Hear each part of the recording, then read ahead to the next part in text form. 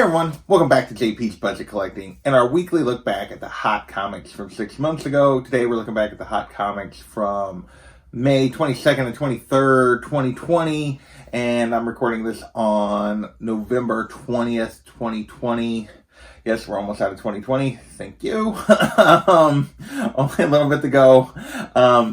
As always, we look back at these books from 6 months ago just to understand what made them hot then, see how they've performed since, see if it was smart to chase them or to just be patient.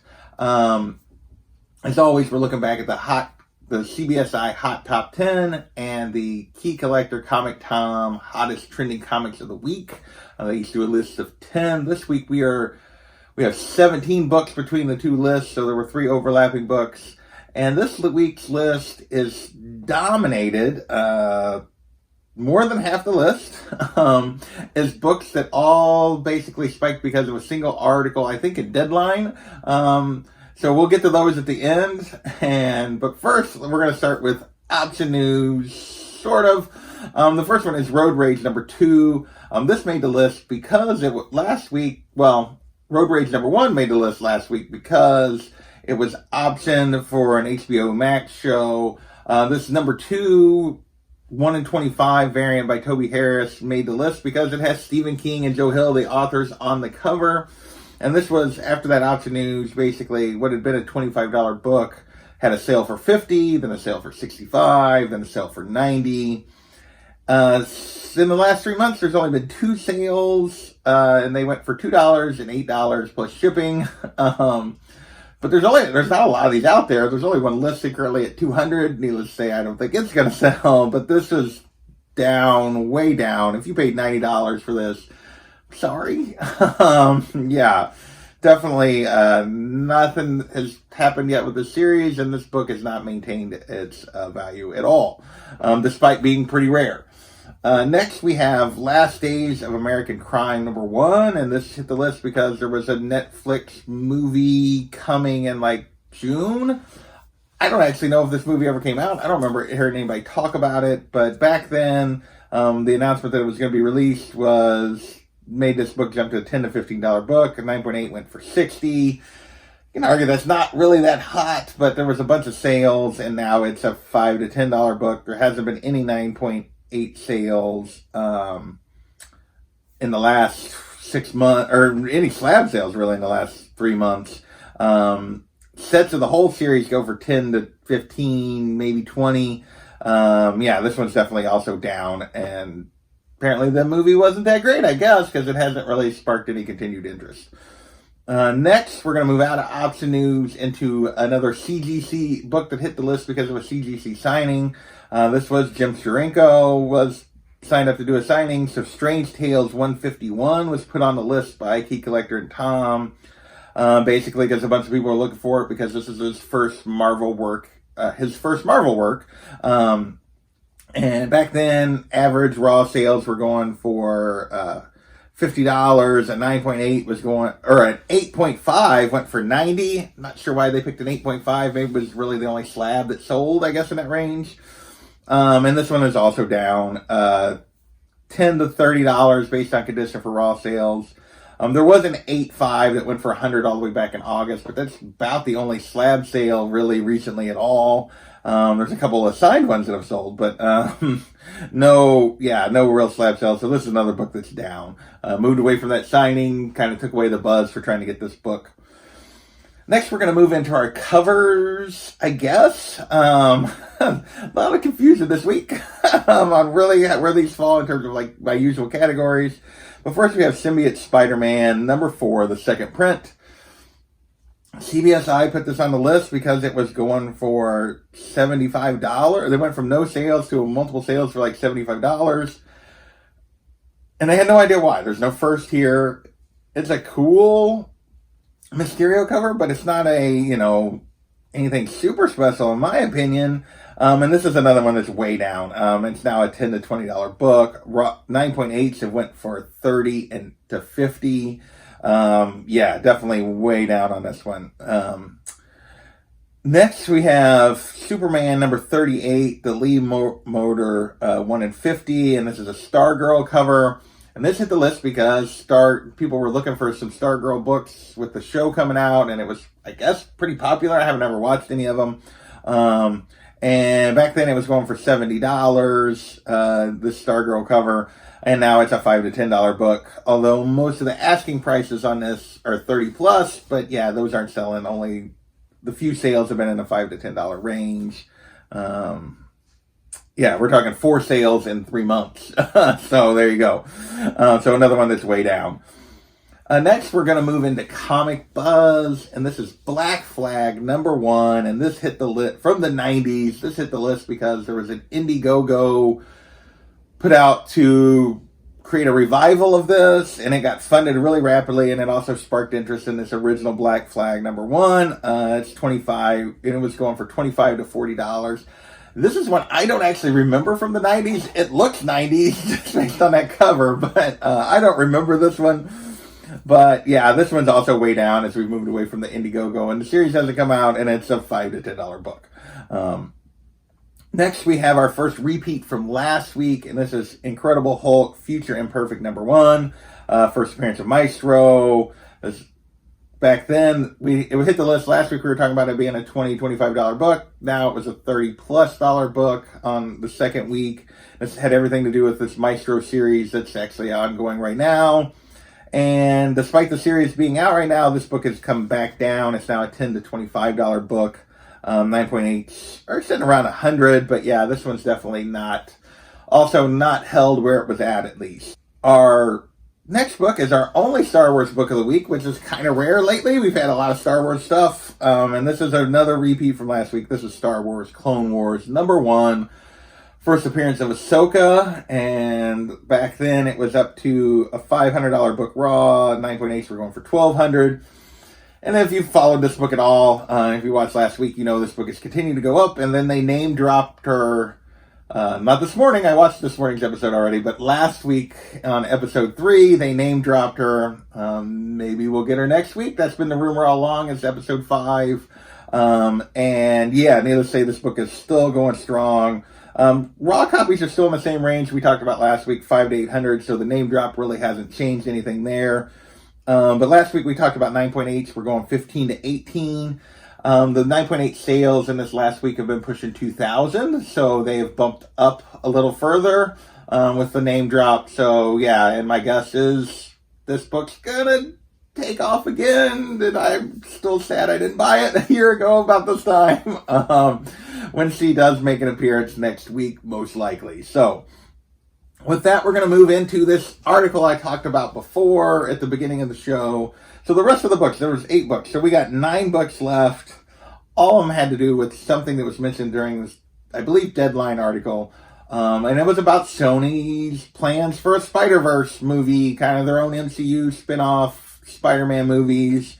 The first 4 books had to do with the story that would basically they were going to have a Jackpot movie, which of all the Spider-Man characters, Jackpot doesn't make a lot of sense to me, but hey, who am I to say? So let's get into these books. First up, we have Spider-Man Swing Shift #1, and this is a director's cut. And basically, this book, I don't know why Tom and Key Collector put this on the list. Basically, what happened is somebody went on Wikipedia, saw this was listed on Wikipedia as the first appearance of Jackpot. It is not, mind you, and they paid like $50 for 9.8. That's the only sale they talked about. And they put it on the list basically to say don't buy it because it's not actually the first appearance. This is a reprint. And basically the original version, Jackpot does not appear. She appears in the reprint, but that's after her first appearance, which we'll talk about in a second. So this was kind of a cautionary tale, but I'm not sure why they put it on the hot list because it was based on one kind of sale that somebody they knew had tracked it down. Either way, this is way down. Only been 4 recent sales, $1 to $10. Yeah. The actual first appearance of the first Jackpot is Amazing Spider-Man Free Comic Book Day from 2007. And the reason notice I said first Jackpot, there's actually 2. This is the character description that matches what was mentioned in the article. So this jumped up to a $40 to $50 book. 9.8 was going for just over $200. Now it's a $5 to $20 book. 9.8s are still going in that $250 50ish range. So 9.8s have actually went up a little bit, but raw copies are much easier to get, and vast majority of sales are raw copies. So this one is definitely, for the most part, back down, at least if you're buying a pre-slab copy, which most everybody is. We'll see if they actually follow through with a Jackpot movie. Still strikes me as a strange character. But the other book on the next book on the list is Amazing Spider-Man number 546. And this is the first cameo of the second Jackpot. And the reason this hit the list is because Mark Guggenheim was the person supposedly behind this Jackpot movie, and he actually created this version. So the description matches the first version, but the guy who's in charge of the movie created the second version, so we'll see what happens there. But either way, this also jumped up to a $40 to $50 book, and now it's a $5 to $15 book. 9.8s are only going for $100 to $140. So another one that's down. Definitely, these were definitely I'll be backs or even traps, just because, yeah, we don't know if this Jackpot thing is going to happen or not. It's a long way off, so we'll see. Next, we have Amazing Spider-Man number 550, and this is kind of a key collector put this on the list, sort of, because the way he described it is they were talking about who could be a villain for Jackpot, and Menace was kind of introduced as her first kind of villain. And yeah, so that he put it on, he got a key alert, it caused it to jump up to a $10 book. 9.8 went for $80. Now it's a $5 to $10 book raw, 50 to 90, 80 for 9.8. Yeah, so this was down a little bit. It didn't really spike that hard to begin with. Again, Menace, maybe they'd make Menace a villain because he does kind of like match up with her, but we'll see. Again, I have my doubts we'll ever see a Jackpot movie anytime soon. But next we have Web of Spider-Man number 99, and this is because during that article they mentioned some other in-production projects, and one of them are potential projects related to the Spider-Man verse at Sony, and one of them was Night Watch. And basically, so this is the first appearance of Night Watch. Caused this book to jump to 10 to 15. 9.8 went for 115. Now it's a $10 book, but the last sale was all the way back in August. That wasn't part of a lot of like multiple books. So yeah, there's just no interest in this character right now. This one is down just because there's just zero interest, and nobody's looking for this book. Nobody's buying this book. Yeah. Next we have another part of that article, which is Amazing Spider-Man number 210. This is the first appearance of Madam Web. This is multiple times now that a Madam Web movie's been mentioned as a possibility for Sony. Causes raw copies of this book were sitting around 90 as a result of this. A 9.8 went for 830. And this one's been pretty steady, which has been rare on this list to be up or steady. But this one's still sitting 30 to 100 raw, depending on condition. 9.8 recent 9.8s have went for 1,000, so they're up a little bit. So it's kind of still in that same range, though. So yeah, still a lot of interest in this first Madam Web. Again, we'll see. It strikes me, some of these characters that they've mentioned at Sony strike me as odd ones to do movies out of, but hey, what do I know? Our final directly mentioned in the article, I guess, Spider-Man book was Amazing Spider-Man number 4 from the 2014 run. This is the first appearance of Silk. This is not the first time that a Silk movie had been mentioned. As part of that same article, the book was going for 50 to 60 raw at that point. 9.8 had jumped up to 125 to 150. And this book has continued to climb. Right now, a raw copy will cost you 80 to 125. 9.8s are running 225 to 275, which is actually back down just a touch. It's kind of like all these Spider characters, Spider-Gwen, Miles, Spider-Woman, Jessica Drew, they've all kind of jumped up. Spider-Girl, Anya Corazon, I think. They've all kind of jumped up over this last summer as people have spec'd on these. This one has been no different. I do find it interesting that there's been Silk movie rumors multiple times over the last couple of years. And yet, when the Olivia Wilde movie news or whatever came out that she was going to direct a female spider, everybody jumped to Jessica Drew and they didn't jump to Silk. Just saying. So we got 2 books left, and they are both Miles Morales books. I talked about last week that the run on Miles was coming, and it continues this week. For the second week in a row, we have Marvel Previews number 95. This is the Miles preview. Last week, this hit the list because at 9.8, it hit $2,100. Raw copies were going for $100.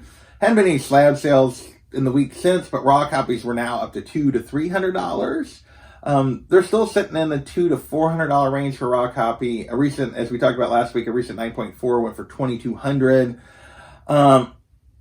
Basically, this has been steady for raw copies now most of the summer. Slab copies have actually gone up, especially high-grade ones, just because probably not that many slabbed, and there's not that many probably high-grade copies. It's a previews, and people don't necessarily take care of those. Next, we have, finally, I should say, we have Ultimate Fallout 4, the first print, the first appearance of Miles. Back then, raw copies were up to around 200, 9.8s were sitting 600. Now, raw copies are kind of in that $200 to $300 range. 9.8s are sitting 900 to 1,000. So this one is definitely up. It is actually down from the peak of the summer craziness that we'll get to here in a few weeks as we talk about this. But still super hot, super popular. People definitely believe Miles is coming at some point to the MCU or the Sonyverse or whatever, depending on how they work out the rights. But yeah, the game is actually out right now, so people have been playing that. Haven't seen a real bump in prices as a result of the game being out yet, but definitely Miles is still very popular.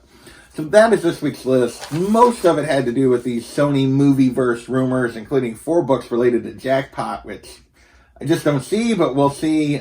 But we will. We'll find out for sure sometime here down the road. So I want to thank you guys for watching. We'll catch you next time.